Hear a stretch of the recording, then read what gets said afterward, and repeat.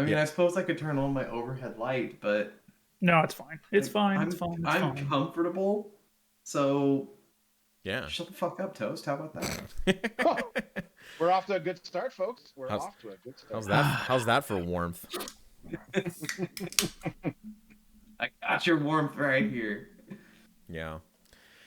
All You're right. never finishing Bloodborne now. Well, I mean, how long has that game been out and I haven't finished it yet? It's not gonna kill me. 6 years, man. So 7. Also, apparently, Hard Target thinks that it's gross to vape, so... Yes, he mentioned that, didn't he?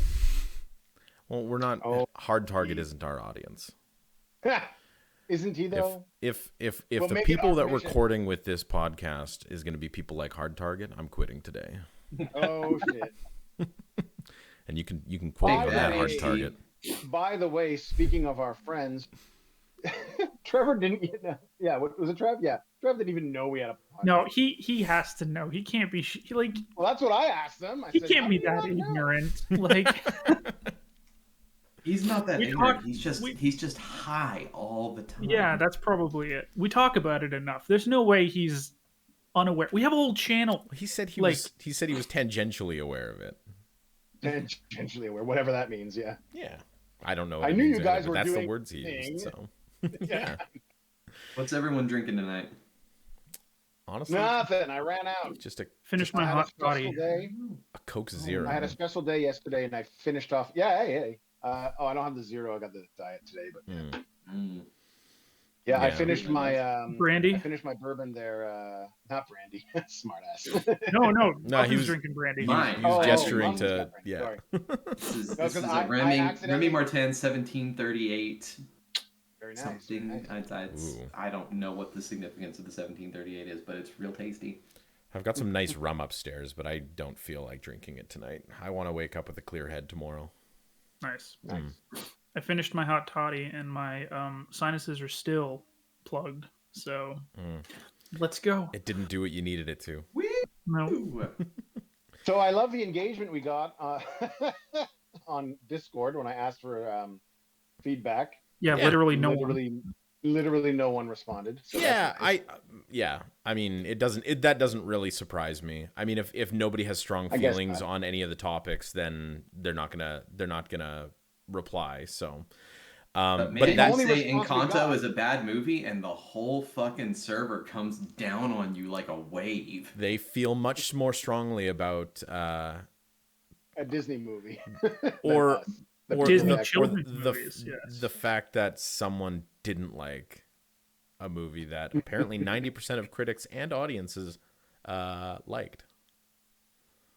I don't understand it. Like, I am my wife and I are the biggest Disney buffs that you can think of. Like, Disney can do no wrong in our eyes, even despite the... Hang on. Before we get into this, is this podcast material? I am recording. Okay, I want to know, because if we're going to get into it, I know we were going to talk about game accessibility, but if we're going to get into a discussion here, let's get it. I've been recording for almost 5 minutes already. I was just going to say, like, we are the biggest Disney shills that you can imagine. We don't even care about their megacorp bullshit and buying everyone out. Like, we're of the mindset, like, oh, Disney has control of this thing now. That's a good thing. Because Disney will make something with it? Because monopolies are good if the stuff they make quality and stuff. Yeah, yeah, like they make a good fucking product. They do.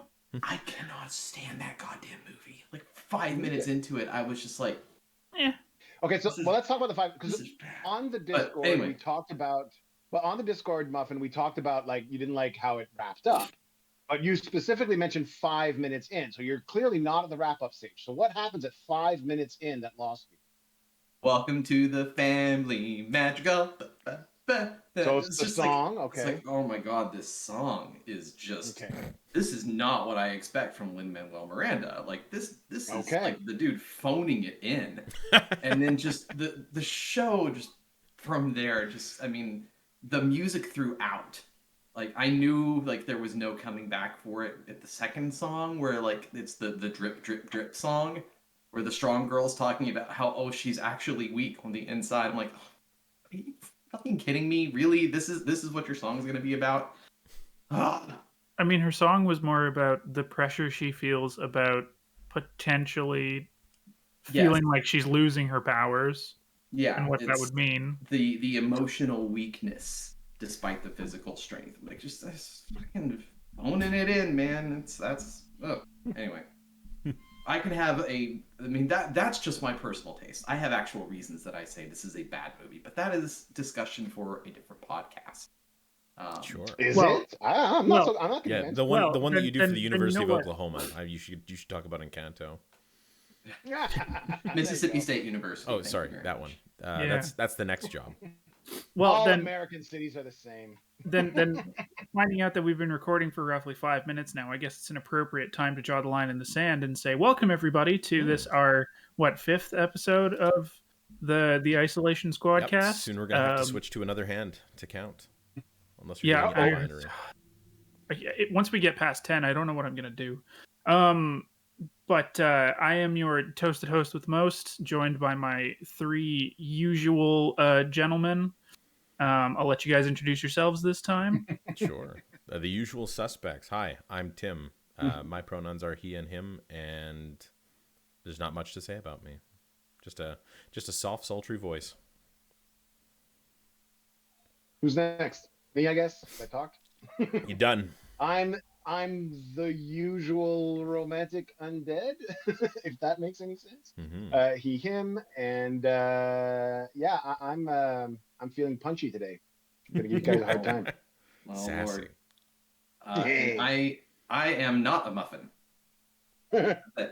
Except we all call him muffin. It's short for not a muffin. Yet I am not a muffin. Confusing. Yeah. We offered to call him Cupcake, but he for some reason railed against that. So I don't know. It's more patronizing. Also, forgot mine. I'm he him and all good. Unless it's Professor Cupcake, I let my students call me Professor Cupcake. Can't we call you Doctor Cupcake? Nice. Or Doctor Muffin? That feels weird. Dr. Muffin? I kind of like the Professor Cupcake. The juxtaposition of Professor with a cute little cupcake. It's a nice little good image. What would you call that? Contrast. Yeah. That's when I do anything that's like I'm being particularly nice. It's like Professor Cupcake. I get it. Mm-hmm. But the hard ass is Doc Muffin. Doc Muffin. Sorry. Oh, here we go. Some people do call me Doc, and it's really weird. Oh, you are. Never legally, yeah. I mean, yeah, but I just still I don't know. Can't get used to it. Anyway, it's an age. What are we talking about tonight, Toast? Today's topic is accessibility in gaming, but apparently we're going to get a short rant about how much Muffin hates the movie Encanto first, and we're gonna figure out how we can segue from that into our actual topic, which I think. Well, I didn't find the movie very accessible personally. Well, what's your definition of accessible? It sounded like the movie had an onboarding problem. Okay, the movie was accessible just fine. My biggest problem with the movie was that it was a story about a fundamentally, spoiler alert, if you haven't seen it, spoilers up front for Encanto. Pause the podcast. Spoilers go for watch the movie. Encanto. Mm-hmm. It's a story that is fundamentally about an abused girl.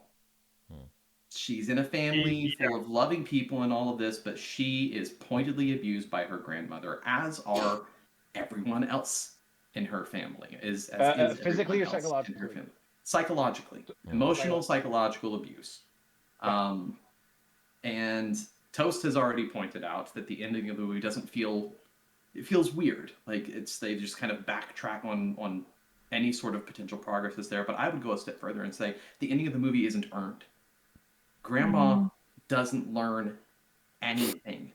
She gets backed into a corner, she loses everything, and then she gets it right back because suddenly everybody comes in and it's like, it's okay, Grandma.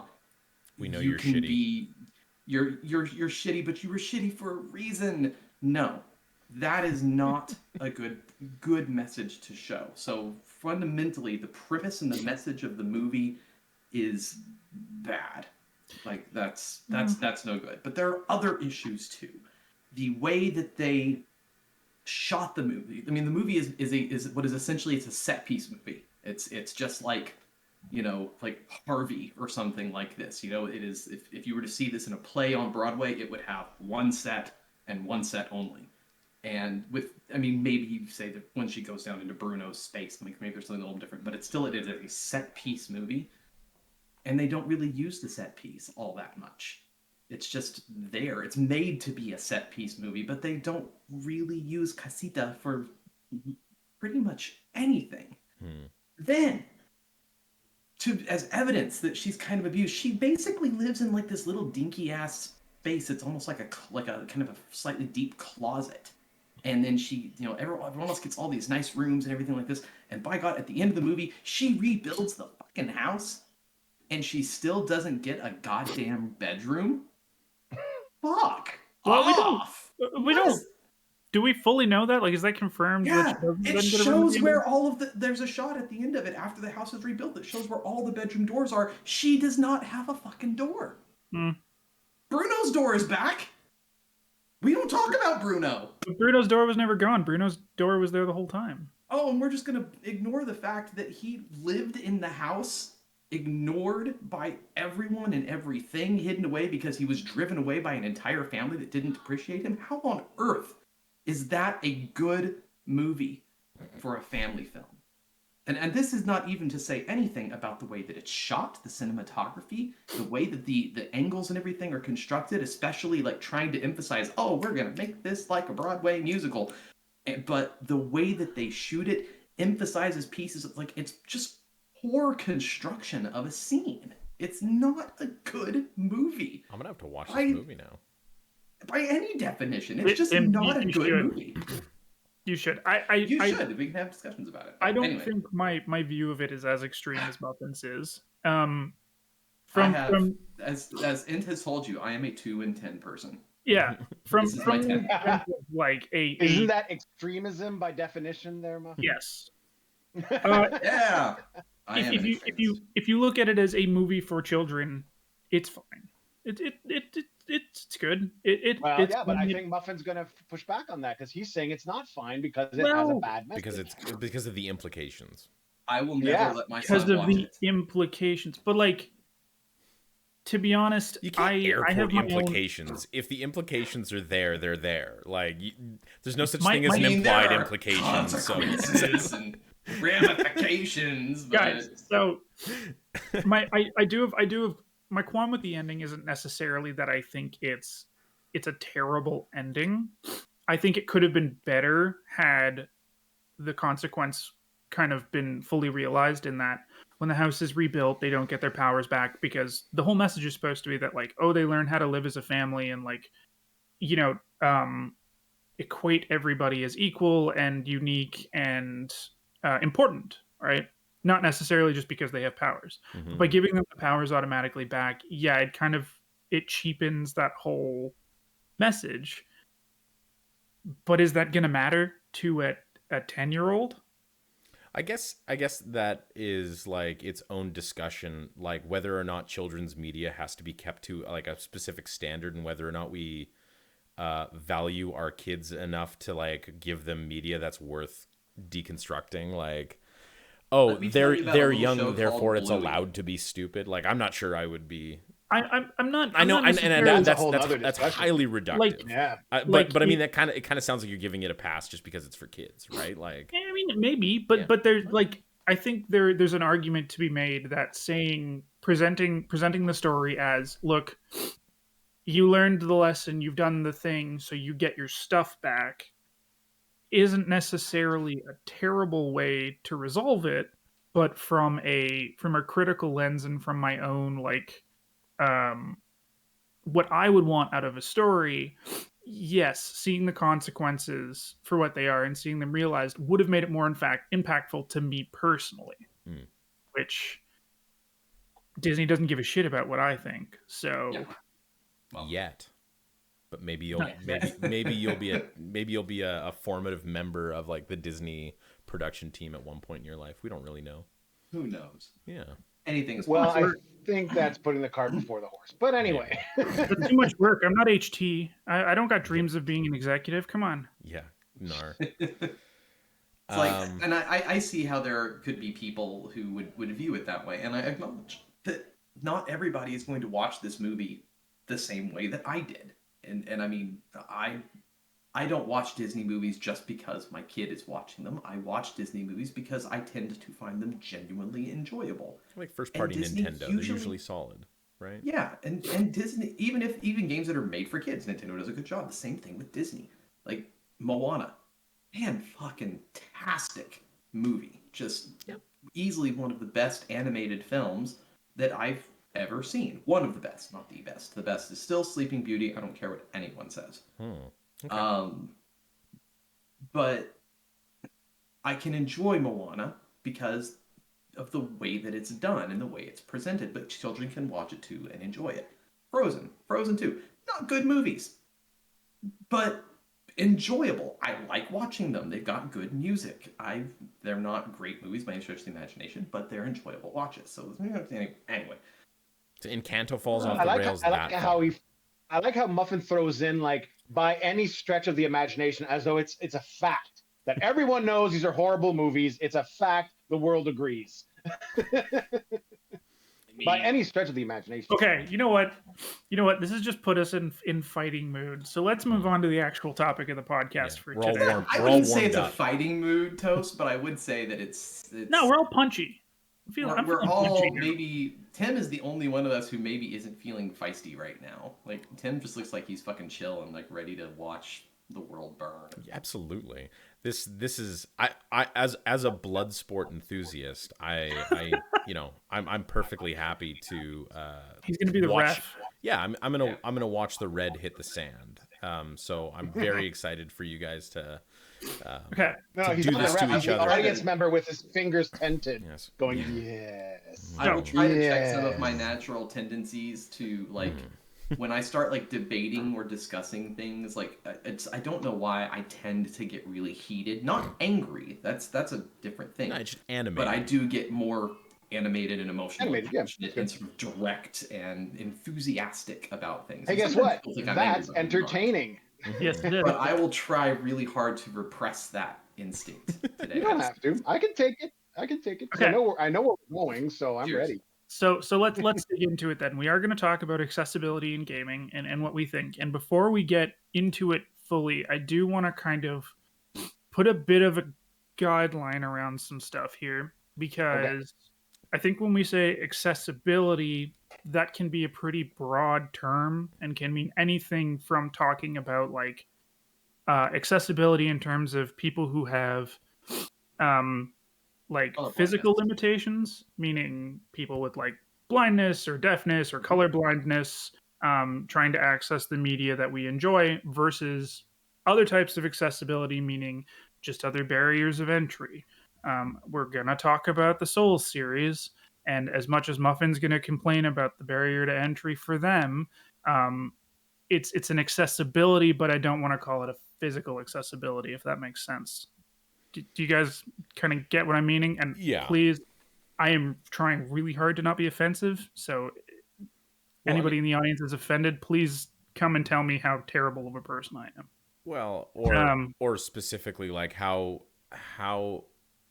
what you just said was, insensitive, and in what way? Because I didn't catch it, but like maybe there's ways that we just have blind spots, right? So yes. But I think definitions are important, and because I don't want to necessarily conflate the two, right? If we're talking about accessibility for us, people who don't necessarily have issues with vision or hearing or anything like that, claiming that certain media is inaccessible when it's not the same, I just don't want to necessarily use the term incorrectly. Sure. Right. Or at least just put the definition in it that when we're talking about accessibility, that it is, there are different types of accessibility. Yeah, exactly. To highlight that. So that's fair. So then, so how do you want to kick us off? Ask, what kind of accessibility are we talking about then, Toast? If we're putting things into a little bubble, like what's in the bubble? It's up to us. We can talk about it in terms of the way that we normally have before. I just merely wanted to put those parameters around so that if we're accidentally conflating the two, it doesn't come across as trying to be insensitive or anything like that. So right? I don't think there's a lot of discussion to be had about like physical accessibility, insofar as like adding a colorblind mode isn't something that requires significant balancing changes. It's about finding a color palette that works for people with that specific limitation. Adding subtitles to a game is not an accessibility thing that has to be designed around, unless the game has like some audio cues. Like there's some interesting design decisions to be made for the hearing impaired in order to improve accessibility. I think, and I'm willing to be corrected on this, the main accessibility question that we have is accessibility insofar as like difficulty curves, because that's specifically tied into. I didn't want to say it because I didn't want to. Yeah. But I mean, I didn't want to like be reductive. No. But I mean, if we're being honest with ourselves, we're taught right in this topic. What brought this up is game difficulty. That's what we're really talking about.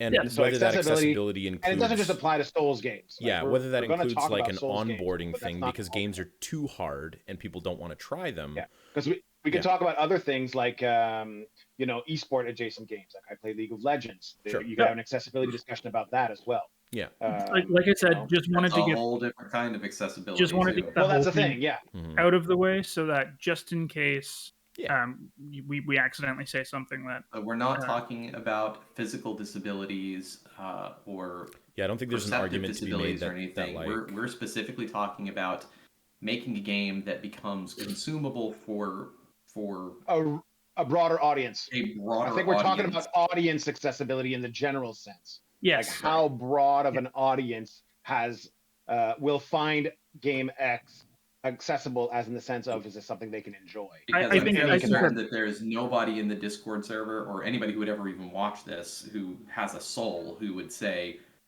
color blindness stuff shouldn't be in a game. Yeah, it should. If you have a physical disability of any kind and you cannot play a video game, that fucking sucks, and that needs to change. Yeah, and that type of accessibility, I don't think you'll get an argument out of anyone here that type of accessibility can and should be added to a game. 100%. You should get an argument. And anyone who argues otherwise should be summarily like. All right. Yeah. Enough chat about that. Just wanted to make sure that we hit that before we actually dig into it. Again, just in case we accidentally veer into a blind spot. Sure. All good. All right. So here we go. How do we want to start? We just going back to You're the host with the most, my friend. Get us started. Then we're going to go back to Old Faithful. I think it's point we'll counterpoint. beat the dead horse and talk about why Muffin doesn't like Bloodborne. No. We kind of touched on that on the last one. No. Let's be more pointed. The point we're going to debate is was it last episode or the episode before? Yeah. Muffin made a statement. He said, all hard games should have an easy mode, and not only that, easy modes are easy to implement. There's no excuse not to put them into games. Okay, I disagree. We're doing the counterpoint first, then. I think so. So yeah, I mean, Roman, I think that's where you may as well go into this as to why you disagree with that point. Because first of all, I want to make sure, did I misrepresent your point, Muffin? Are we agreed that this is in fact the debate we're having? I mean, if that's the debate we're having, sure. Yeah. Guys, right, I'm easy. I am tired. I have had a very long week. Muffin's all over the place right now. It's just like, whatever, guys. Okay. So you know what, Muffin? I'm actually going to throw you about Encanto. I'm going to throw you a bone, all right? Because you made the argument that adding an easy mode is easy because it's just about changing numbers. And I disagreed. Not that I disagreed that it's not easy to change numbers. My point of contention was that there's way more to changing the balance of a game than just changing numbers. Changing numbers doesn't address all the issues that you are having with hard games. But that's not what I was saying. Okay, so I was saying that it can be as easy. That's why adding an easy mode is always going to be easy. If you want it to be, because it's literally, I mean, look at games like Bloodborne, Bloodborne doesn't work because it's a PS4 game. Dark Souls, Sekiro, any of these games that are on PC, usually within hours of being released, somebody has released a trainer. And that trainer has things like twice as much damage is being done for every hit that you do. One hit kills are being. I'm glad you brought that up. Things like this, and I did a little bit of digging, talked through some reading of my own, and also talking to people that I know who are programmers who make these sorts of things for their own fun in games. And they're like, yeah, this is dead easy. There is no reason any developer could not put this directly into their game, because all we're doing is just manipulating essentially we're manipulating a piece of memory that's being fed into the RAM. Yep. And it says, we know what this address is. When it goes here, we just change that number or we delete it. And it changes what happens in the game. The devs have no excuse for not putting something like that in the game. That has always been my contention. Now, if you want to go a step beyond that and say, sure, I could do that, but it ruins everything about the game that I'm wanting to put together. That leans heavily into your ideas of authorial intent, like you talked about the last time we discussed this. And sure, that becomes a whole lot harder because now you have to think a lot harder about game balance. But it doesn't have to be hard. It can just be, you know what? I don't care. Some people don't want this aspect of what I think is this beautiful, balanced game. They just want to play through it. Let's help them play through it. So just like how Forza has that mode that says, hold down the accelerator. We'll take care of everything else in the game, and you will win your games. Like that. That's an option in Forza Horizon. I think modern, Super Mario World games as well. If you're playing a map and you die like 5 times, it'll give you the option to be like, hey, do you want to just be invincible for now? And you can just go yes, no. Yeah, they do that. Right. So authorial intent, that particular mission should have had some difficulty. Skip the level, move on to the next level. Yeah, exactly, right. But hang on. That's still authorial intent. A lot tonight, sorry. That's okay. That's still authorial intent. Nintendo, their market is deliberately aimed towards younger players. Sure. Their authorial intent is to appeal to a younger set. That's what their whole deal is. Their marketing is suffused in it. So in that example, I agree, and I don't think any self-respecting gamer is going to complain about an easy mode in a Mario game, right? So, but I want to go back to a point. I know who you're talking about, and I don't consider those people to be the core audience. We're talking about accessibility. Gamers. Yeah, but I want to go back to the point you made about modding. That's an important point. So, because if I can circle back to the other, you made the comparison between of an easy mode in a game. You compared it to you shielding your eyes during a scary scene in a movie. Now, I took issue with that because only in one of those examples are you asking the author, i.e., game developer, to do anything.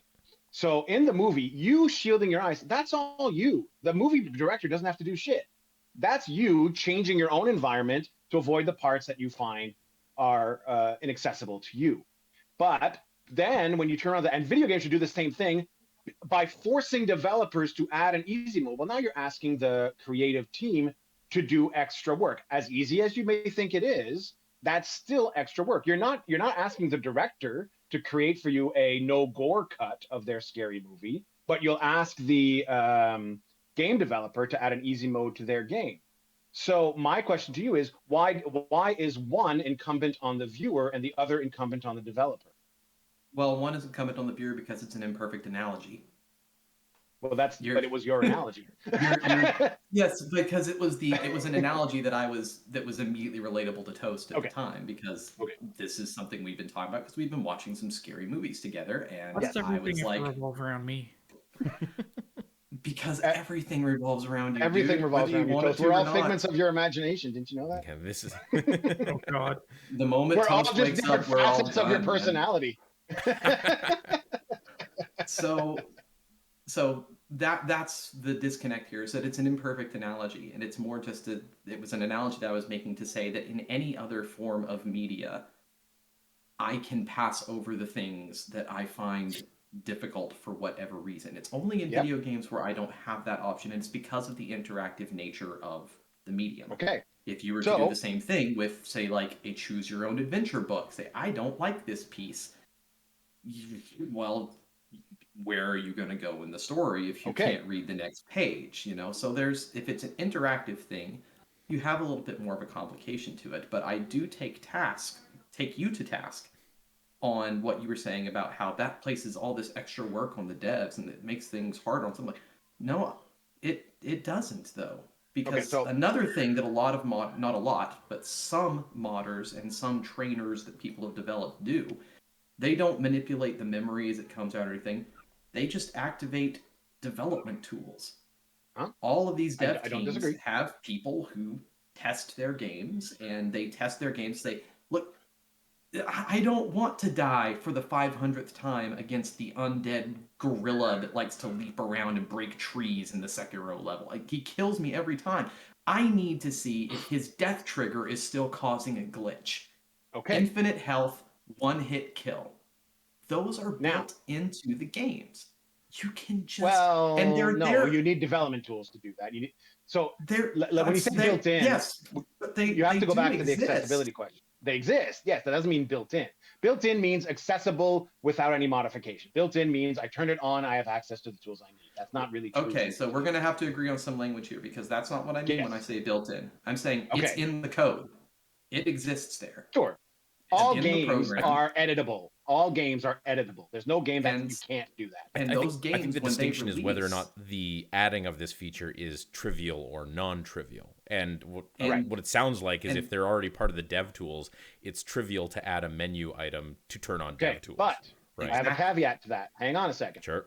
Now, I want to talk about mods as they exist because I'm with you right up to the point where you put the onus on the developer, because I will counter that saying the onus should be on the developer, but modders should have fun. Modders should go to town. Absolutely. If there's a segment of the fan base that wants an easier version of the game, and there are modders motivated enough to go in and create that version, excellent. Yes, please. That's the main difference maker. The modders are your hands over your eyes, not the developer. So it's the difference between asking the movie creator to give you the edited version of the movie that you want or doing it yourself. Now, modders in this sense, I'm using the royal yourself here because it's not you specifically, Muffin, that's going to mod the game, but there's going to be someone. Well, you get what I'm saying. Yourself is not. I'm talking about the onus. The royal you. The royal you, but in the third person. I used to say that thinking that was a real thing, by the way. It's like the royal you, and it took me forever to realize that they were literally talking about like the royal family and the way the queen says we. Well, that's its original family. But it took me forever to realize it's not like to say the royal something is talking about like the global perspective. Like anyway. I was maybe 30. The point I realized that. The point I'm trying to make is that the onus should be placed on the audience, not the developer. And I include modders in audience in this example. So that's the point I'm getting at. So I think we can agree that my original point is that it is easy to add an easy mode is true. No, well, okay. Define easy mode. If easy mode is enemies die in one hit, I'll concede that it's not hard to change numbers for a health bar. If that's all you mean by easy mode, if that's all you mean, fine. But I feel like you're glossing over other aspects. Okay, what about jump scares? What about jump scares? Because you're terrified of jump scares. There are games that let you turn off the jump scares too. Okay, but is that easy to turn off if it's built into an encounter? Potentially. It depends on the way it's coded. Well, okay, that's a pretty big caveat. So, because when we're talking accessibility, here's the thing, though. Here's the thing. Everything that you're saying here is a caveat. It's what about? Correct. Like, no. You're leading us down this rabbit hole and expecting me to be able to counter every single what about that you're coming with, and you're taking this what about. Aha, you can't answer it, so you must be wrong. I reject that. My original premise was, and has always been, it does not have to be hard to add an easy mode to most video games. I would probably even argue all video games. We can look at something like Soma as a really good example of something like this. So Soma, for those of you who haven't played it, I will give no spoilers about anything. I haven't played it. it is a sort of a psychological horror sci-fi game where you are exploring a dystopian sort of post-apocalyptic kind of world where your brain is, for reasons that I can't go into without spoiling things, maybe not to be trusted. Throughout the game, you encounter monsters. And it's like that sort of amnesia-esque kind of effect where if you look at the monster too long or you're too close to it, your screen shakes and you die and you have to restart. And it can be extremely stressful. And and that's, I feel like that kind of leans into the ideas of jump scares and stuff like this a little bit. Like, this is a critical component of the game, is encountering these monsters and trying to get around them. And the developers acknowledged that those parts were too intense for some people. And so they were like, we've added a new mode to the game. Click this box at the start. Monsters can't kill you anymore. They can't hurt you at all. You can walk right up to them and touch them, and you will not die. And the screen shake and stuff is still there, like the effect is still there, but I don't know if it is or not. I haven't seen anybody actually use it. But they put that. I see where that would be. Like, you still get some of the effect, but you don't get the fail state anymore. Like, it doesn't end the game. Then the way that you do something like that, and the way that these sort of object-oriented programs are built, is just turning off a variable in the game. Now you say that, but I have to ask, how long did it take between, I guess they must have made an announcement that they were releasing this mode at some point, or did it just come out of nowhere? It just came out of nowhere because people had been saying on the internet for a long time about how difficult that made things. Like, there was a discussion going on about it. Okay. Ent would be able to tell you more about that, the specifics around that, than I can. Because he's much more in tune with what's happening there. But what happened was when they released one of their big patch update things, like, we fixed this bug, and by the way, we added this because everybody asked for it. Okay. So, number one, I want to make sure it's clear. I think it's cool they did that, right? Mm-hmm. That was a conscious decision by the devs to include this feature. That is a super cool acknowledgement of accessibility of the game. I don't want to, undermine that notion, but I do want to say that I don't think it addresses your allegation that was easy. I don't think it was easy for them to do that. I think that was a very difficult decision for them to make, a good one, but a difficult one. And I don't think they just flipped the switch and suddenly there was an easy mode. I'm going to say there was probably months of development in creating that easy mode. Months seems like a lot. I don't honestly know. I don't know for a fact. I'm guessing. I'm not a game developer, but I am a programmer, and I do a lot of simulation programming in my work. And these things really aren't hard when you program. I would love to get a developer's take on this. I really would too. Actually, that would be a cool conversation to actually have with the dev and say, why don't you do this? Like, in your, if maybe you do. Why do others not do it? And I suspect there'll probably be a lot of stuff about authorial intent. I think so. I think so too. Oh, yes. No doubt about it. No doubt about it. Now, just a real quick, I just want to circle back again to the point about, we're using the health bar as the easy analogy, right? Sure. Easy, like, if we're simplifying your argument, analogy, you're saying, and we're all about accessibility. It's as easy as reducing an enemy's health bar. Okay, it's because, and let's clarify here just a little bit further. When we're talking about these easy modes here in this particular conversation, not everyone, but the conversation the four of us have been having, it has been specifically revolving around the Souls games. Yes. Now, we can extend that to any game that has an adversarial structure with health bars involved in combat. So any sort of action game or action RPG, fighter games like Tekken and Street Fighter and stuff. All of these, which have easy modes usually. Yeah, and those they go far deeper into those easy modes by changing the AI. Yeah, you don't have to. You can just set it up to be like infinite block. Okay. Done. But so when I say it is easy to add a game mode an easy mode, I'm specifically thinking about those kinds of games. Okay. I will acknowledge that other genres of games, it's going to be harder probably to add I appreciate that. an easy mode. Something like a Telltale styled game or any point and click adventure game, Maniac Mansion or something. I remember, was it Guybrush Threepwood? What was the name of that? LucasArts, Monkey Island. Monkey Island. Yeah, there you go.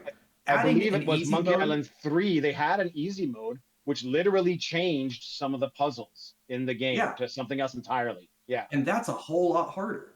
But adding an easy mode that even just does something as simple as every interactable object in the screen will now be highlighted.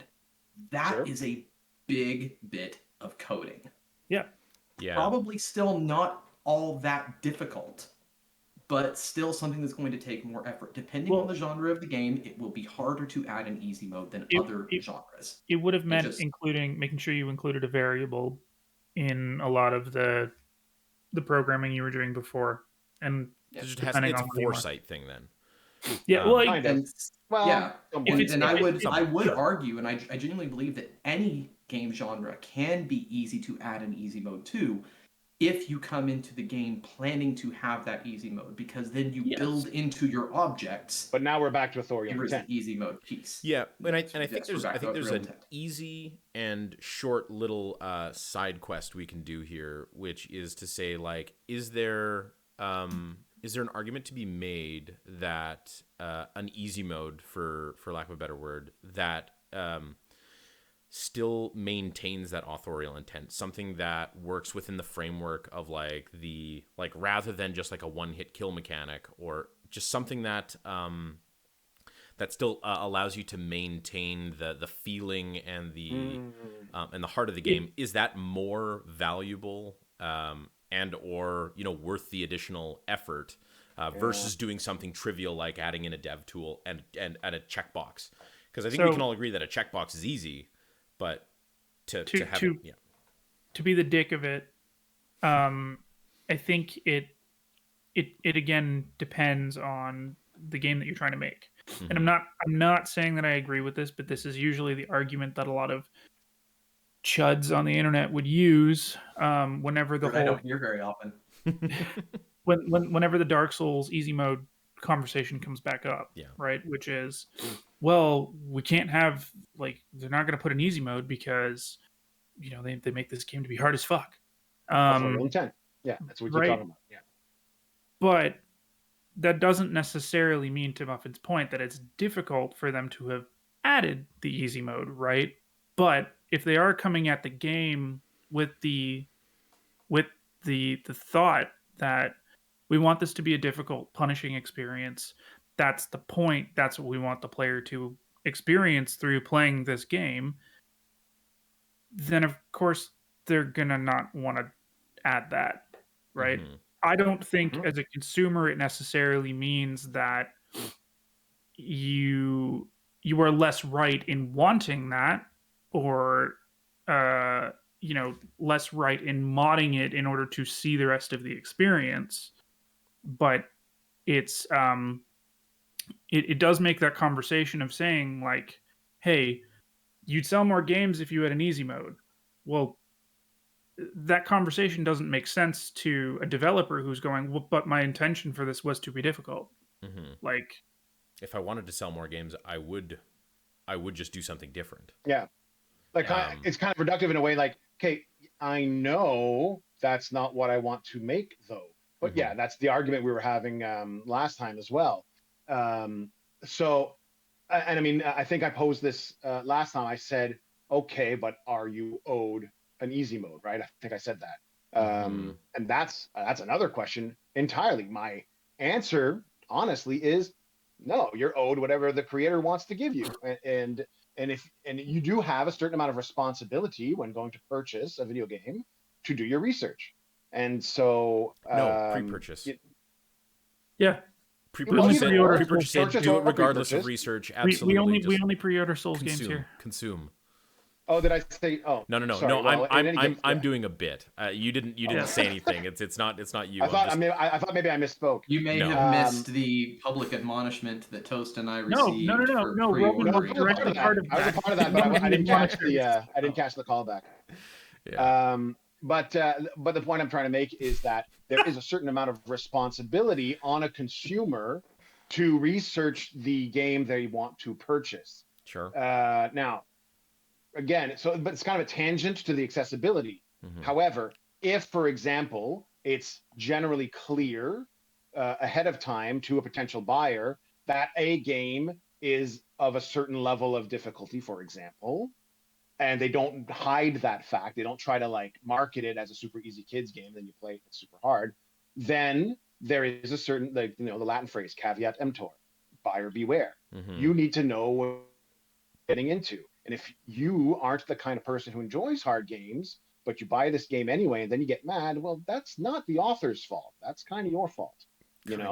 That's not to say the author should not have made an easy mode. That's a separate argument. But if you buy a game that is hard, and it was clear to most informed consumers that it was hard, and you just decided to ignore that and buy it anyways, that's not the author's fault. Right? So should the ESRB also have a difficulty rating on games?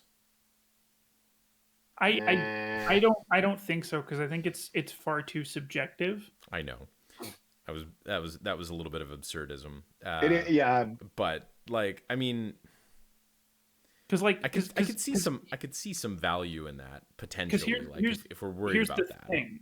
Here's the thing, and I think that, I mean, Muffin's probably going to super disagree with me when I say this, but the point where I'm at now, the Souls games aren't hard. Okay. Like, personally, the Souls games aren't hard. Hashtag humble. You're one of those people. You're gonna have to qualify that. He got good. He did it. There's a whole cadre of people online who are Souls fans who disagree with you. Say Souls is not hard. The Souls games are easy. No. I'm not gonna say they're easy. I'm not saying they're easy. I'm saying they're not hard. Because elaborate. Well, first off, I'm gonna say it is completely personal at this point, right? I'm not trying to say that anybody else's opinion is any less valid. Like, seriously, I know Muffin is laughing at me right now, but I do kind of. I don't know what you're talking about. Okay, we're not sure where you're going with this, Toast. So great. They're. I don't think they're hard. I think they're obtuse. I think they're difficult to understand, but once you understand them, they're not hard anymore. Are you equating them to a puzzle?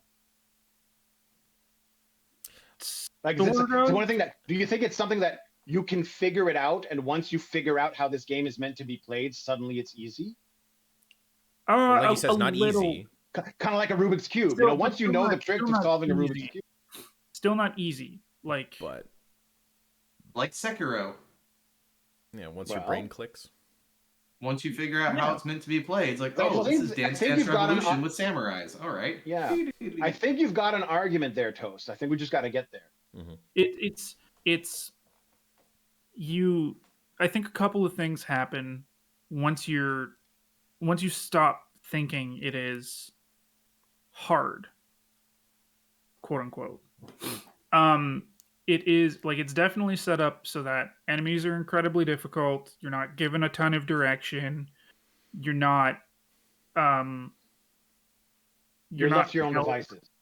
In very kind of contained ways. You're allowed to try and figure it out on your own and make a lot of mistakes.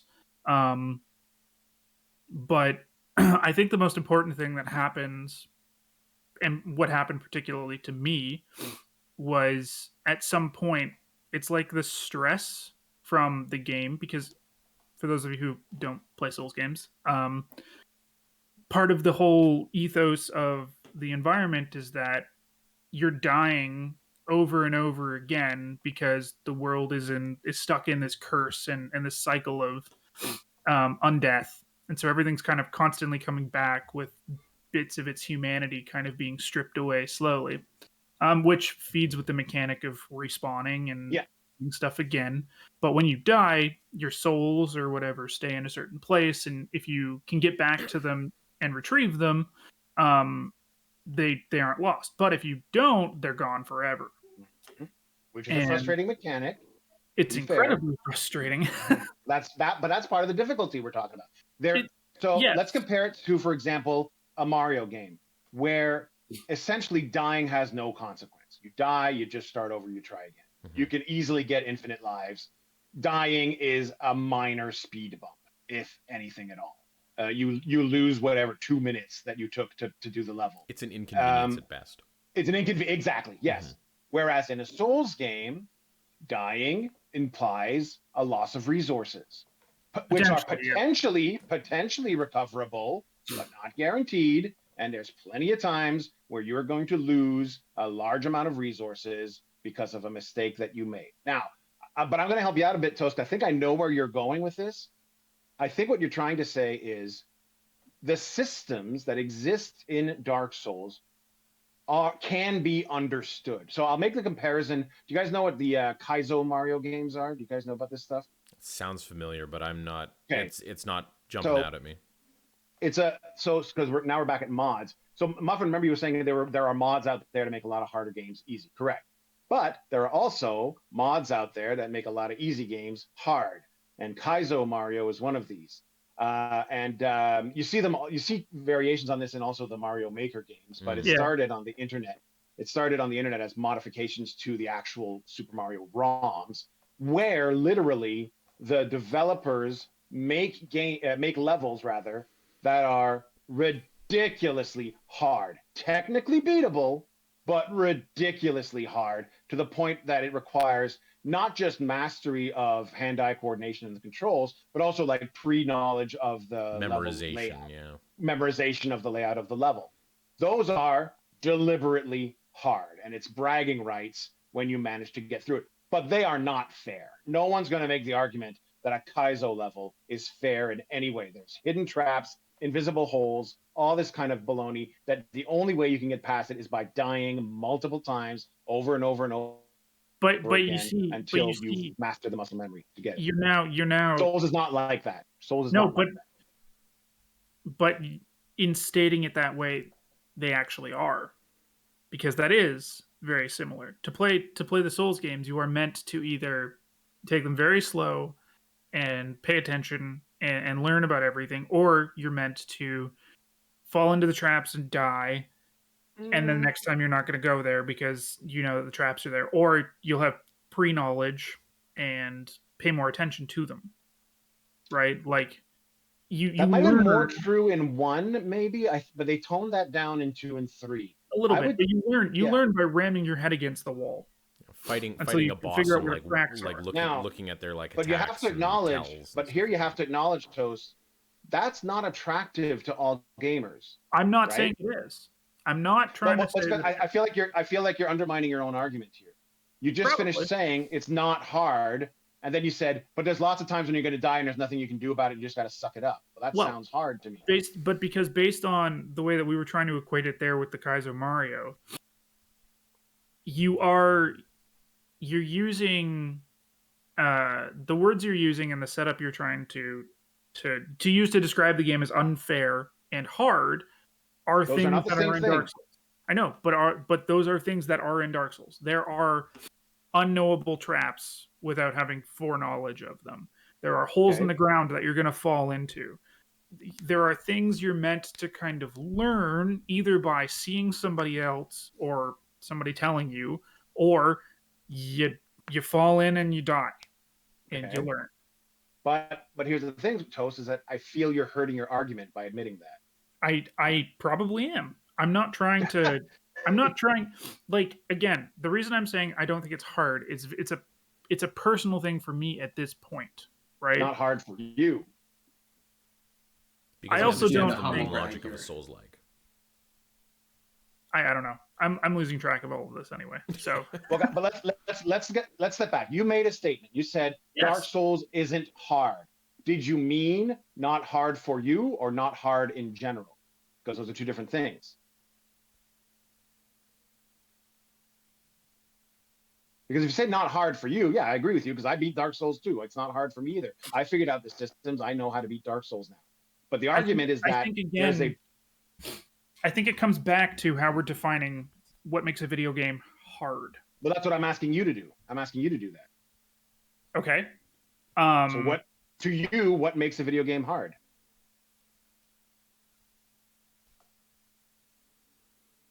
I don't have an answer. but you understand my confusion though, right? It's going to depend on the game. It's going to depend on the genre. Fair. There's absolutely subjectivity there. Mm-hmm. But okay, let's go back to take a broader view.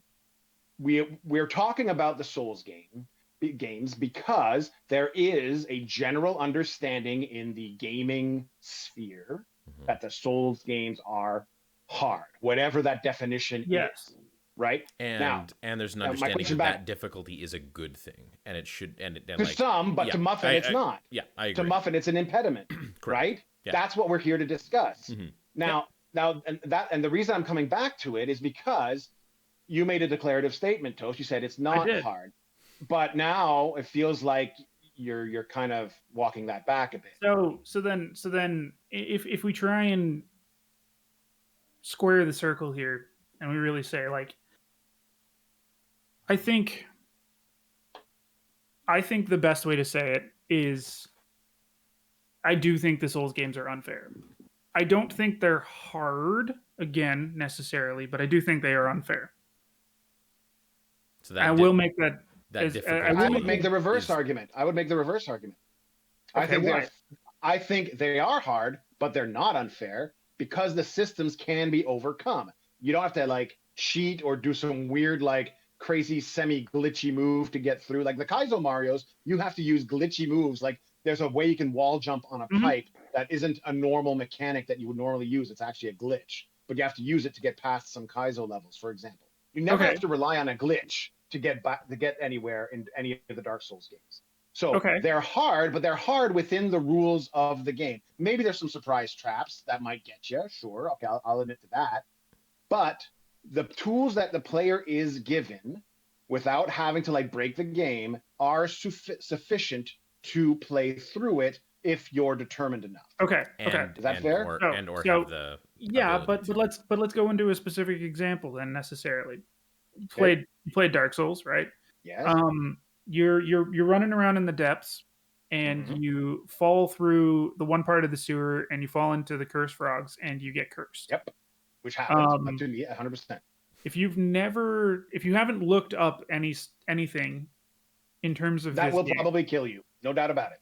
And would be more than a frustrating end because the item that you need in order to reverse cursing is incredibly difficult to find, incredibly expensive, and not told to the player in any way. So like I still kind of think that there are aspects of the game that are definitely unfair. Sure, but and I do concede there are absolutely some traps, especially in the first one, probably in the second and third one as well, but the first one was notorious for this. There are absolutely traps that are designed to surprise the player and be all but unavoidable unless you have foreknowledge of its presence. 100%. So I acknowledge that. There are, and if you want to call those unfair, that's fine. However, my counter will be that once you are armed with that foreknowledge, those frogs are avoidable. You can beat the game without ever getting cursed once. You don't need that cursed item. The cursed item is like an emergency, like last minute thing in case you screw up and got cursed accidentally. But the ideal way to fight those frogs is to stay behind them and never let them curse you. And if you're able to maintain that, you never get cursed at all. However, yes, you need that foreknowledge in order to avoid the frogs once you know there. And I'll concede to that point. Thematically, the game like is about dying and being, and that's actually that's actually discussed as part of the setting. So like, I mean, you are an undead creature who keeps coming back, who keeps dying and come back to life. That's actually part of the lore. So it's acknowledged, and I think that's also. And I mean, now we're back to the thing of, well, dying is necessary to the setting. It's part of the dread that the authors were hoping to create. I think we got a special guest coming. We do. Because I was gonna ask too. We're gonna have to get Muffin going eventually in sort of this, because I think like obviously with Roman and I having both beaten Hi Buddy the majority of the games, we're in a weird position to try and assess it in what I think is probably what I want to say is the fair way, right? Because we're the audience that these games are already designed for, that they make sense for. And again, I've already pre-ordered Elden Ring because I know I'm gonna freaking love it. I haven't pre-ordered it because I don't do pre-orders. Because it's basically gonna be more. Don't put me in that box. It's fine, but I know it's gonna be more Dark Souls, which is great for me, right? But it is important to understand and try and figure out how other people can experience what it is that we find enjoyable about these games, and not necessarily just the masochistic side of it, where just like getting murdered a bunch. I don't know. So I'll allow myself to be a little glib here. What's our thought on the phrase, "It's just not for you"? Like, if we were to say that to Muffin, sorry, Muffin, I know you want to like these games. They're not made for you. No. So how do we react to that? I want to hear what Muffin's objective. I want to hear it too because I've never played any of them and I have no interest in what we've been talking about, and I want to hear his reaction. To what?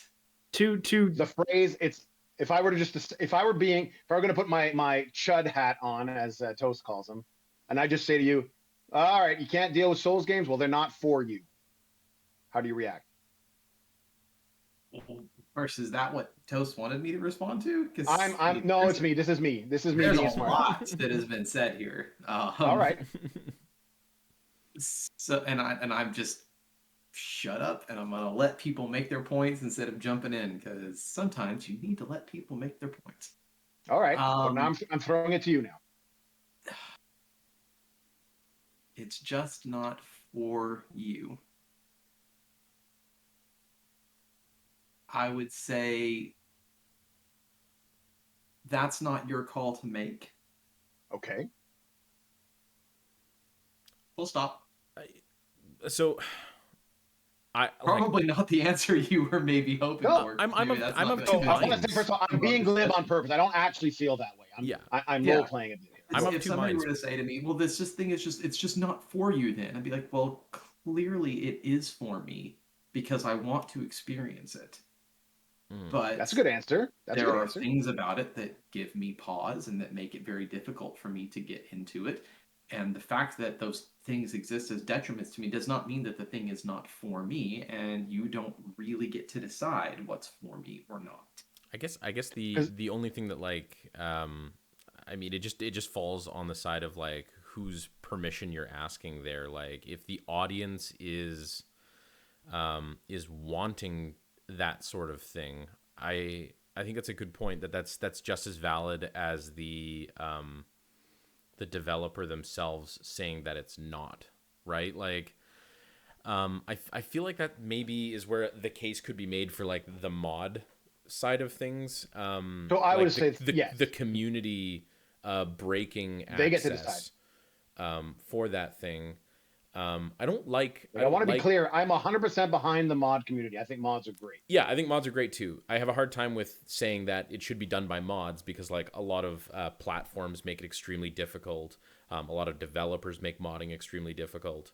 Modding on anything. We're back to authorial intent then. That's modding's very difficult on anything that's not a PC. It's just not an accessible way of. Well, yes.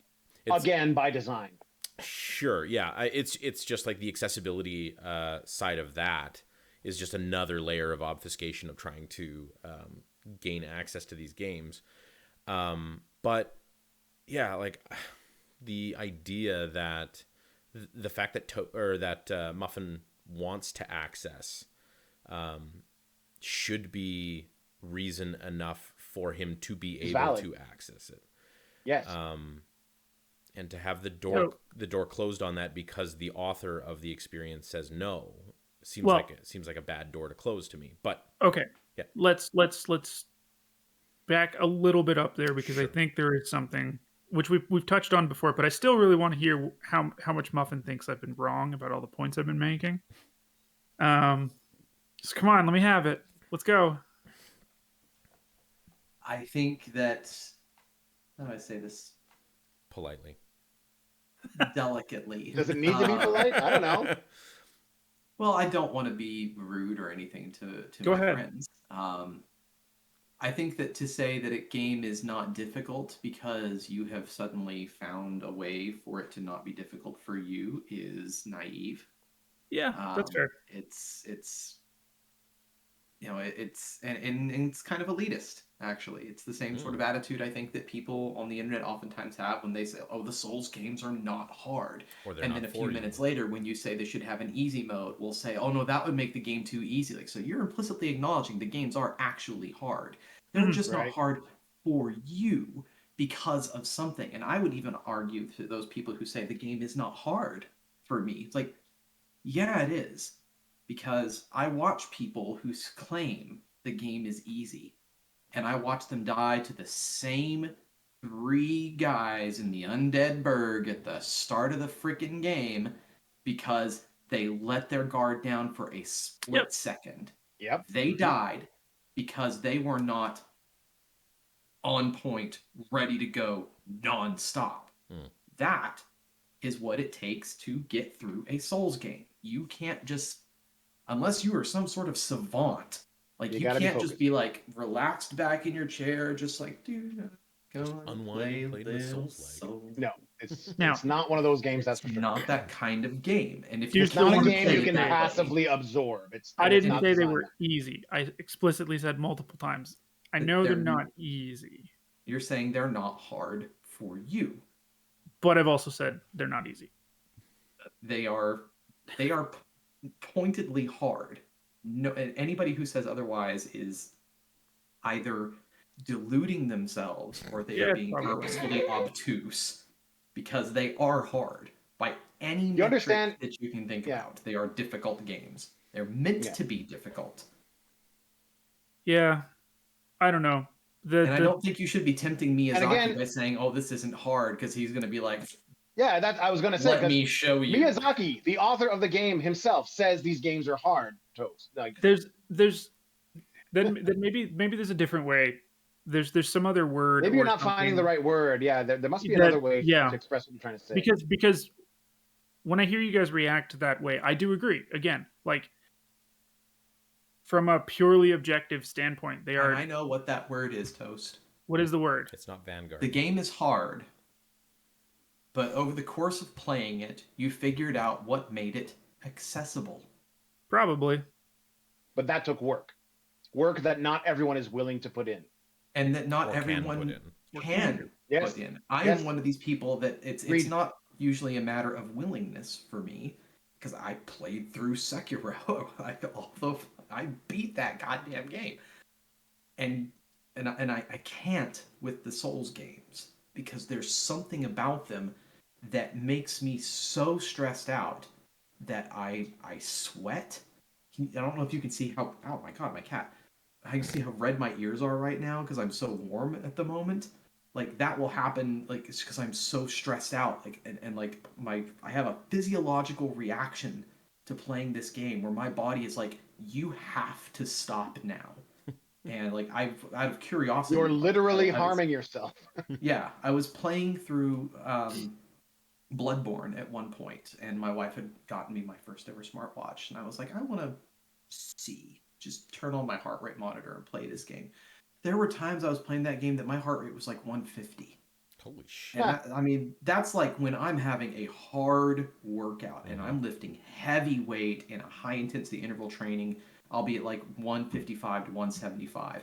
Like, I'm borderline on a hard workout. It's like, no wonder I'm exhausted playing these games. I physically cannot play them sometimes. And it's important to note as well that we established last time, you do not derive the same level of satisfaction from overcoming a challenge that I believe we do. Because that's the other thing I think that could be addressed as well, is because I want to talk a bit about, and I don't know how much time we have left, but I did want to talk a bit about gatekeeping. We have all the time, technically. We've always cut it at like an hour 15 or something. Like, technically, we can just talk until. I mean, yeah, but I don't want. If it goes long, we can cut it in half and be like, could be a double episode. Go, Roman. So, because we touched on it a bit, right? I believe that a certain aspect of the reactions that you get concerning, difficulty in games has to do with a certain level of gatekeeping. There are a class, not all, but a class of video gamers that take pride, deservedly or not, in being able to beat a difficult game. That's a source of pride for them. Mm-hmm. And because they take any suggestion that a game's difficulty should be lowered as an attack on their pride. Well, because they feel like they're a part of an exclusive club. I am a guy who can. You disagree with which part? What you just said. That you think it's an attack on their pride? Exists? No, I know that these people exist, and I think that they would. Right. You could maybe interpret that as attack on their pride, but I think that they are also, again, either deluding themselves or they're being purposefully obtuse. I don't think that they're after. Oh, I don't dispute that, but that doesn't change the fact that that's how they feel. I happen to agree with you. I agree with you. That's not the way they feel. That's the only way that they're not pump their ego. Is to they're not taking pride in beating the game. They're not taking pride in beating a hard game. They're taking pride in being better than other people. Okay. Yeah. Okay. Which it's a subtle distinction. But it is an important distinction to make, because if they genuinely cared about just being able to beat this hard game, putting an easy mode in it would not affect that. You can still play that game on the hardest difficulty you want and beat it. Be like, fuck you. Of course, agree with you. I agree with you on that 100%. However, I do think it's important, as much as I disagree with these individuals, it's important to at least not necessarily understand, but put their reasoning up on display so that we know what we're dealing with. So as much as I agree with really you, amusing that normally I'm the one who's like, you need to see it from their perspective too, and now I'm just like, fuck those guys. No, fuck me to see shit from them. Yeah. Sorry. So am I becoming the centrist now all of a sudden? Yeah. What is this world? We're really in my imagination. Up is down, left is right.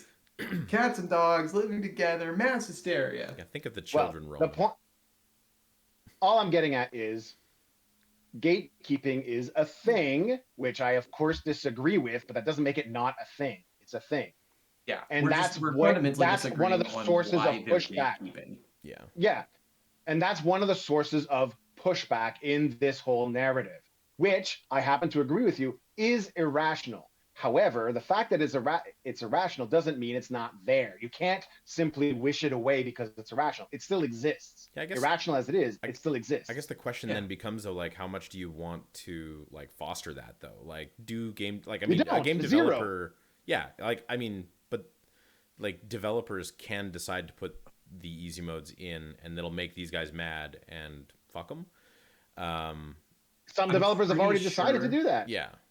I'm pretty sure that someone like Miyazaki, and this is purely speculative on my part, okay? But when you set out to design a game that is meant to be hard, you kind of want this discourse to start because it's press. Yeah. It helps you sell more games, and I mean, I'll bring it back to the Kaizo Mario crowd, right? What's that? What was that, Toast? Or at the very least, he just doesn't care. Yeah. Maybe. But I mean, I'll make the comparison once again. So the Kaizo Mario crowd took a game that is ostensibly easy. The Mario games, we can all agree, I think, are easy as far as in the spectrum of video games, right? Sure. We're okay with that? Easy. So there's an audience who has a certain level of appreciation for these games, who saw these games and went, all right, I like what's going on here, but this ain't hard enough. I'm going to make this punishingly hard on purpose.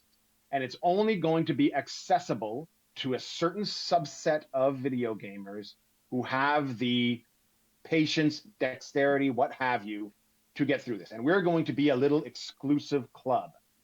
And they take pride, rightly or wrongly, they take pride in that. That pride is real. You can disagree with it. You can call it irrational. It doesn't make it any less real. These communities exist. They're vibrant. I've seen them from the sidelines. I've watched YouTubes of these guys. And I don't know that that's necessarily a bad thing that these people exist. But at the same time, they're also not asking Nintendo to start making super hard Mario games. At best, they've got Mario Maker, where they can make versions of their Kaizo levels in Mario Maker, which they do. But you don't have to play them. You don't, no one in the general audience necessarily has to go dig into that. Yeah, but so that's what I'm talking about is you can still have hard games without the gatekeeping. I agree, and it's.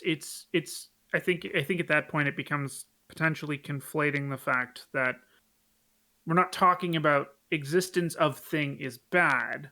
We're talking necessarily about how existence of thing can very easily slip into a toxic situation. Oh yeah, and because of human personalities and stuff, it's not fun to deal with. Okay. Like just out of like curiosity, like we've gotten to the like maybe this wasn't capable, like we weren't really capable of doing this like 15 plus years ago, but now that we have things like achievements and the ability to you know, pin a little ribbon on people who decide to do things, you know, the quote unquote correct way or the hard way. Like that's where I lose the distinction of like allowing the authorial intent to prevent people from experiencing a thing, like to do that gatekeeping thing. So like, if you want people to be able to be a class of elite players or existing within their own in-group where they're the ones who beat the game proper, then give them their little achievement, but still make it accessible, right? Like, still, yeah. Okay, yeah, I hear that. So all the FromSoft games, all the Dark Souls games, Bloodborne, to get the Platinum Trophy, you have to beat each of them 3 times. Okay. Yes. Well, cool. Okay, but that's the point Tim's trying to make. I know, but I'm just saying that, like, yeah. To that point, there's a little bit of like, I think they've slightly considered that already. Because then it's not enough to just say that you've beaten Dark Souls.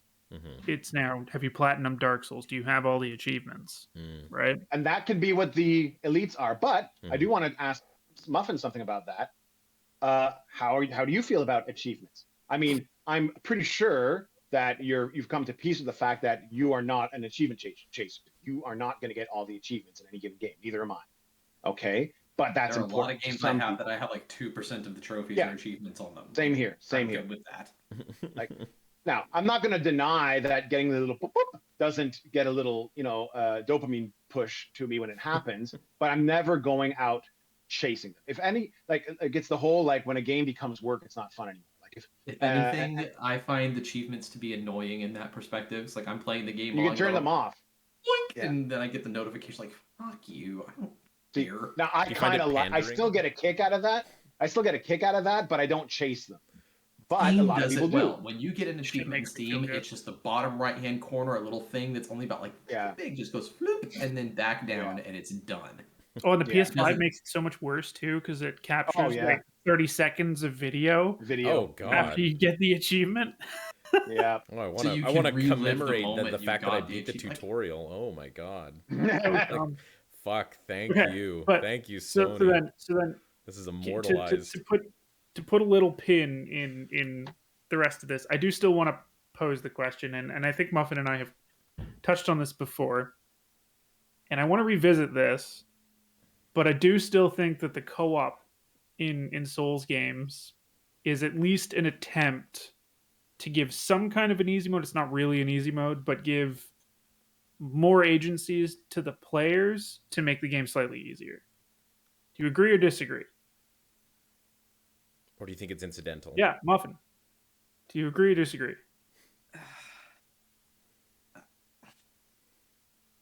Between the two, like, okay, I'm Miyazaki. I want to make my game a little bit easier for people, maybe. It's like, what could I possibly do? I could add damage sliders. No, I don't want to add damage sliders. It's going to make some of my things a little bit too easy. I could give you infinite Estus flasks. That's it. No, I don't want people to suffer about those. What could I possibly do? I know what I'll do. I'll let people play with other people. Oh, but that still kind of breaks the spirit of it. What can I possibly do? I know.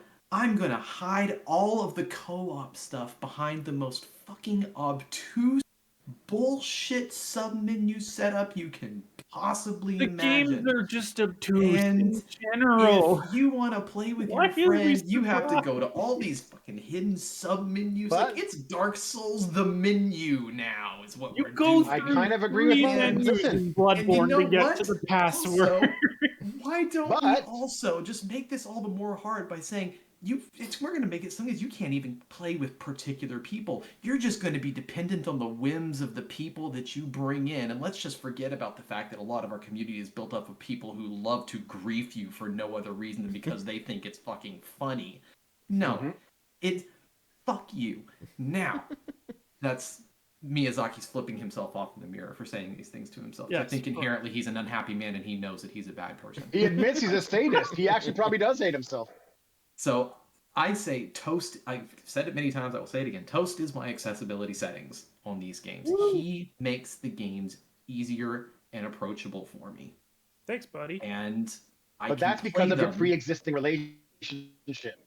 It's because we can talk, we make it a community experience, we commiserate about the nightmare that I am experiencing, and we laugh together about the nightmare that I have experienced. If I experience that nightmare by myself, it's not funny anymore. But, so, if you play with a friend, then yes, you've activated the easy modes potentially. But if you're not playing with a friend, if you're not playing with someone that you can coordinate with, no, I don't think that it's any easier than it was before. And as Toast pointed out one of the last times, when you play with a friend, with someone else, the game gets fucking harder. Yeah, it does. I mean, it's so it scales no, up, it's scales not up the an health easy of enemies. mode.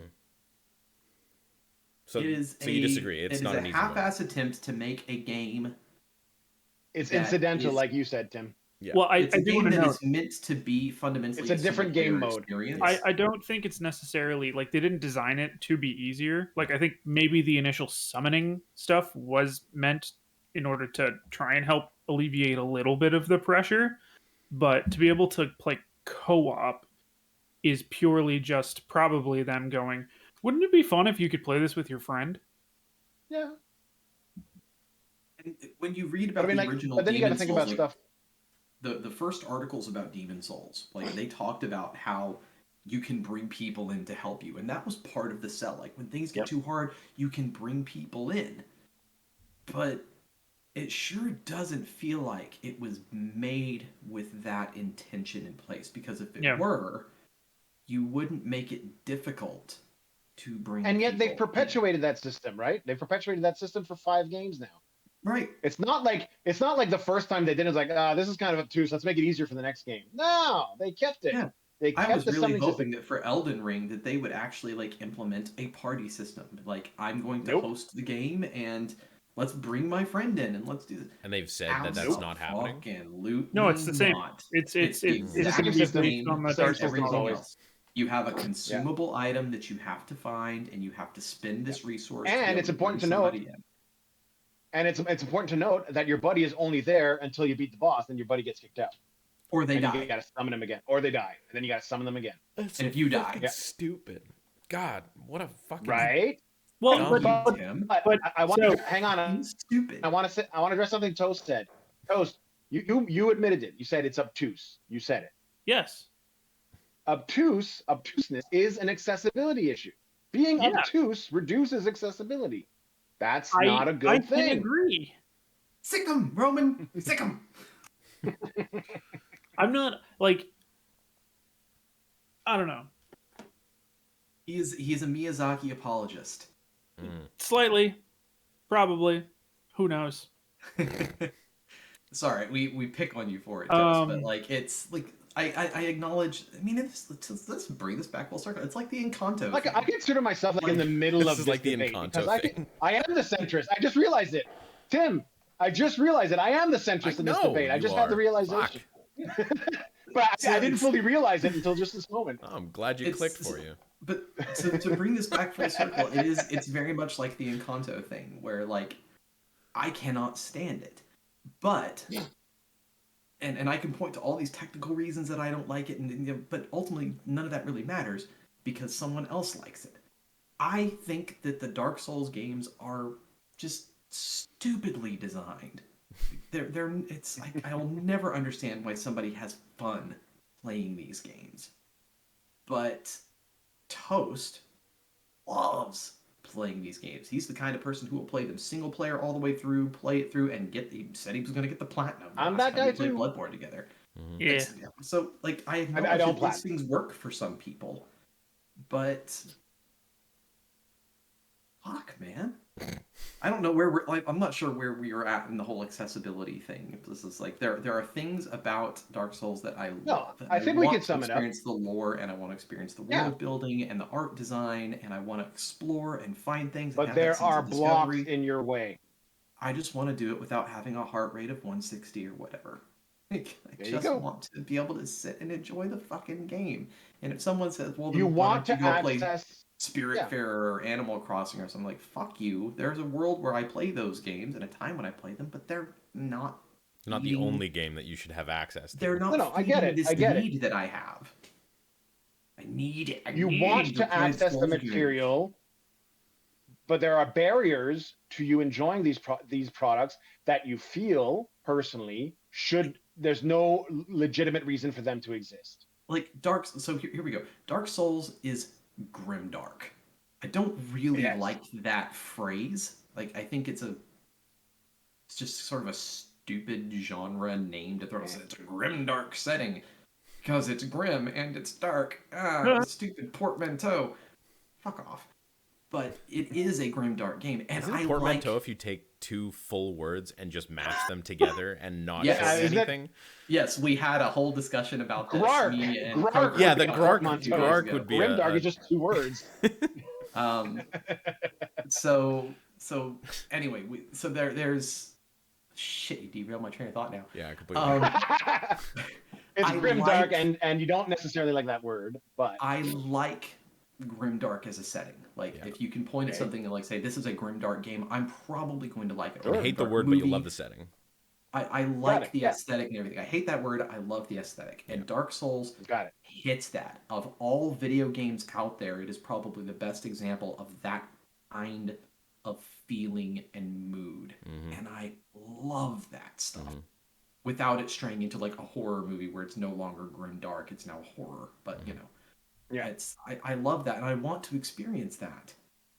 It's like, what's another good example? Darkest Dungeon, another game. I would say that's very grimdark. Oh yeah.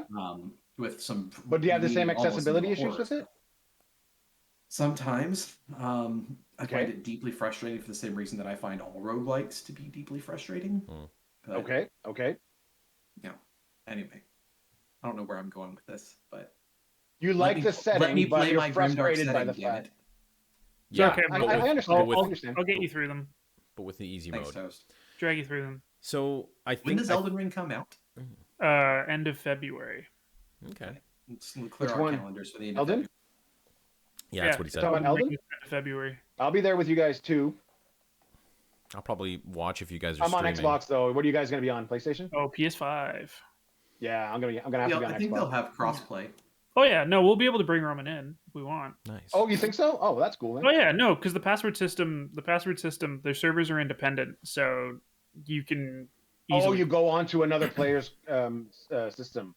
It's not a central. Well, no. So the summoning function is exactly the same as it was in Dark Souls and Bloodborne, right? So you pull people in. We would pull some of us. Well, I remember how it works. I just didn't know it was crossplay. Yeah. You know, I know how it works. I wasn't aware that it was crossplay. Well, we've kind of strayed away though from the conversation. Like, this has become Dark Souls Part 3. Yeah, kind of. 60% of our videos are now about Dark Souls. We've strayed away from it. I brought in Kaizo Mario, but no one else. No one else has played it. So I'm just not old enough. And you brought in Soma. I did. We brought in other games. But the thing specifically is that like the accessibility side of gaming. To answer the question, is that accessibility is, generally speaking, a good thing. It absolutely can be trivial. Yeah. And in all cases could be trivial. There are non-trivial ways of making games accessible that can keep and maintain the theme that you're wanting to hang on to. And in a lot of cases, that's admirable. And then there are other ways of doing the gatekeepy thing, or the fracturing of a fan base to make sure that there's like an elite group that isn't just keeping people out of the game. It's elevating the elite members in other ways. And I really do think that like video games as a whole have like such a wonderful opportunity to be that welcoming thing for everyone. Like we all could experience a Souls-like if they're like, I would try it if it wasn't so punishing, because that is not what I game for, right? Like I have not and will not play a FromSoft game strictly because of what I know the games to be. I know that they're not for me. I love the setting, and I think Bloodborne would be the one that I would probably try, just because I kind of liked the theme. I watched my roommate play it. It was really cool, but I know that it's not for me. It's not the type of game that I would get any enjoyment out of, so I'm not even going to start. But these games do have an opportunity, and I think they are leaving something on the table by preventing, or not by preventing, but refusing. By standing in the way of people enjoying their games, by even taking the trivial measures. If they wanted to, there would be non-trivial ways to make these games easier, and I would applaud them for that. But I think that even the trivial measures would make the accessibility side of things just that much better. And it could be something as simple. It could be something as simple as even like saying, like the developer could state his intent. Like you could include an easy mode, but then put a disclaimer saying, developers note, this game was designed to be played in hard mode. Yeah. FYI. Please know that you are not playing here's hard easy mode if you want. You are disappointing me specifically, Miyazaki. If you click this button, but you still give the fucking button. Every person who starts this game in easy mode, I get, I don't know, 2 more shocks to my testicles or something. I don't know. Think about Wolfenstein. Like when you put it down onto easier mode, the sucker, the baby, the pacifier in his mouth, and the bonnet, the baby bonnet, and all of that. A little shame. And there are right? other games that I have played. I don't remember if God of War from 2018 did this one. I think that they had one that said like, this is the mode that the game is meant to be played on. Right. Yes. Yes, and a lot of games do that with their like some do that. Their difficulty settings. Like this is the intended difficulty level for this game, and they don't have necessarily an easy mode, but there are easier difficulties. Yeah. And this was a ways back, and I don't remember. There's a couple of games that did this. I don't remember which games they were. It's just too long ago. But I remember there was a class of game that would include an easy mode, but it wasn't the full game. Like they would only let you play the first 6 levels or something. And he said, to see the rest of the levels, try again in a harder difficulty. Such a bitch. Well, yeah, kind of, right? But that was definitely a thing. Back like in probably in the 8. Do that? Asura's Wrath? Maybe I haven't played it. No. Asura's Wrath is the one that like locked the ending of the game behind a paywall. Oof. Yeah, like you want to see the end of the game, pay for some get off your goddamn wallet. It was a very distinctive, like it's going to end on a cliffhanger. It's like, you want to know what happens? Cha-ching. Get out your wallet, sucker. Well, I mean, here's an example. I mean, I know we've been talking for a while now, but another example of accessibility. We can talk about the Fire Emblem series and Permadeath, right? Permadeath was a staple of that series forever, and it's only in now you can. And predictably, there was a core of that fan base that was all up in arms. And of course, the same reasoning came out. Like, you don't have to turn it on. You want to keep permadeath? You can. It was like, but now I know that there's people out there playing without it on. Oh yeah, now it's ruining my experience. I feel like my accomplishment is now diminished. That's why I said that these people are not playing it. Should not be catered to. Show that they're good. They're playing these games to show they are better than other people. Yeah. And it's a subtle distinction to make, but it is an important one because it speaks to the psychology of this person. It's not about, look at the thing I did. It's, look at the thing you can't do. Yeah, that's okay.